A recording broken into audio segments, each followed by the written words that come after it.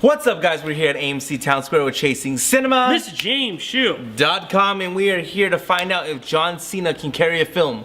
Yeah, this movie's called Rooster Blockers. I don't really get the meaning of it, but I'm assuming it has something to do with roosters. That's a joke, because I love it. Yeah. Anyway, well, you'll be happy, because if you found that joke funny, chances are you're going to find a lot of things in Blockers funny. Because the new and if comedy, you didn't find that funny, then you probably won't like Blockers too much. No, I think everyone will go and see this new film, which stars Leslie Mann and John Cena. You know, these parents find out that their daughters are sex packed 2018. They're all gonna have sex on their prom night, and these parents find out, and they said, "Oh no, we're gonna put a stop to this." Leslie Mann and John Cena included. Yeah, you know, this movie was getting really well reviewed, and I was like really expecting something that I was gonna love. And while I think there are definitely funny moments, and I think that it's overall a decent movie, I have a lot of problems the more as time goes on. For instance, the movie's kind of revelation is that why can't girls lose their virginity without it being like this loss of innocence, right? At one point a character says, Kayla, John Cena's daughter, says, why is sex even bad? Because when it comes to girls losing their virginity, the parents will do anything to stop it, but when a young teenage boy loses his virginity, it's a high five. It's like, she's trying, the female director is trying to tackle this double standard that we have, and we all know. The problem is that nearly every other character and adult in the movie is smart enough to realize that it's a double standard, except John Cena and Leslie Mann. Right? John Cena's wife is like, well, I can't blah, blah, blah. Like, this is perfectly fine. You're a lunatic.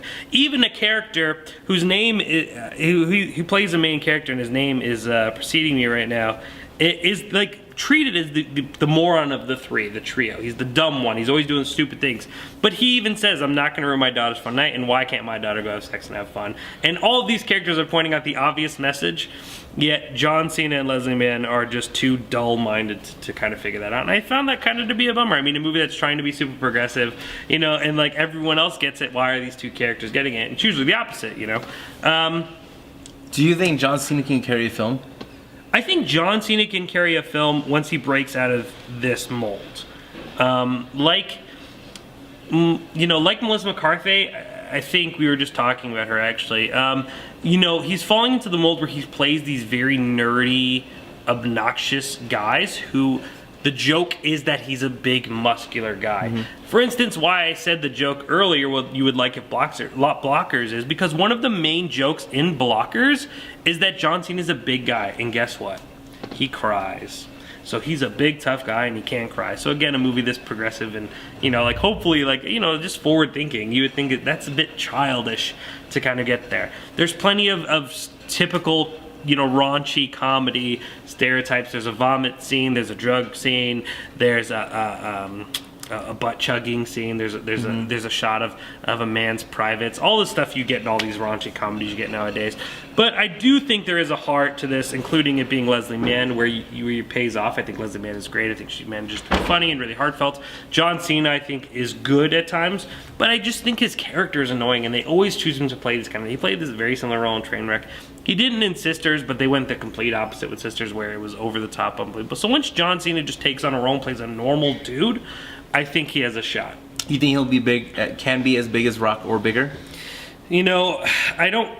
You know, since they both come from wrestling, I'm going to quote something that's commonly said in wrestling: "Never say never." You know, so I don't think it's impossible, but I think. What do you think? The Rock didn't fall into the stereotype of being a goofy character. He played in action.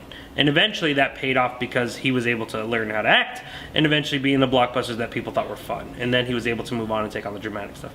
John Cena being stuck in the comedies, that kind of puts him in a different world, right? Yeah. And then the moment he jumps to action, everyone thinks he does it because he doesn't do well in the comedies. You know, I think there's a lot of ways where people will look down on it. Honestly, I didn't mind John Cena, except that I think the character that he chose and how the character was written isn't very good, but he's actually quite funny. I think you'll go see this, and I think he'll laugh, and I think Ket will laugh, and I think you guys will have a good time. But I think I wanted more there, and I think this movie could have been so much more. Actually, I think it would have been far better a movie had you taken out the parents and just had it been about the girls. Like American Pie. not so much about American Pie, much more like Edge of 17, or much more like these coming of age stories about these girls realizing if they want to lose their virginity. It could be funny, it could be dramatic, you know. In the best terms, Blockers blocked itself from being a much better movie, doing these cliches and these things that we've seen that just aren't that creative. Again, I think it's fine, but I think it could have been much better. If this was a bad movie, that's one thing, but this is a mediocre movie that could have been great, and I think that's why I'm kind of down on it. But still, a movie that I recommend and I think you should see, because if you're a fan of any of these people, or you just like to laugh, because I think it'll reward you at times. But maybe not as always creatively as it should. Fair. We also reviewed 2 other films. Yes, Wes Anderson's Wild Dogs.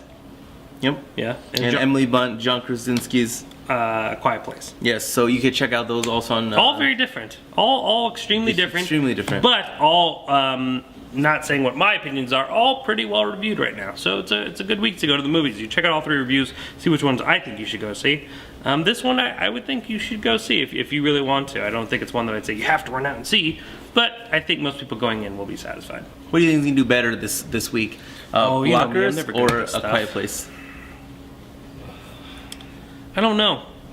What you would know? I mean, I know you're way more Probably up to Blockers. That. Probably. Blockers. I know. Well, see, I always would take the side of a horror film because I just feel like horror attracts more people out to the theater. You get a raunchy comedy every other month, but I know it seems to be the appeal, and it's what I'm seeing advertised the most. So I don't know, but I've never been good at necessarily always guessing that stuff. So fair enough. Next week, brother, we got Rampage. Another WWE wrestler. Yes, Dwayne The Rock Johnson. Yeah. And we also got Blumhouse with Truth or Dare. Yeah, Jason Blumhouse is Truth or Dare. He's pulling some Alfred Hitchcock stuff. This time it's not just Truth or Dare, it's Jason Blum's Truth or Dare. He's Alfred Hitchcock. No, you have to know. Yeah. This is a Blumhouse, so you like know Tyler Perry. Tyler Perry also does that. Tyler Perry's insert title here. And then I still got to see Acrimony. I still got to see that. You have a lot to see. I do. But I think this was a decent week at the movies. I think it's been a little bit of a slumber lately. This has kind of been a little bit of a save. You know, I'm sure people are still reeling off of Ready Player One. That just feels like forever ago already, though. It does. It feels like it was a month ago. Yeah. So that was also a very fun movie, and I think people will go. So that movie might actually probably dominate again. Yeah. I don't know, but you're the guy to know that. ChasingCinema.com. Film Lovers website.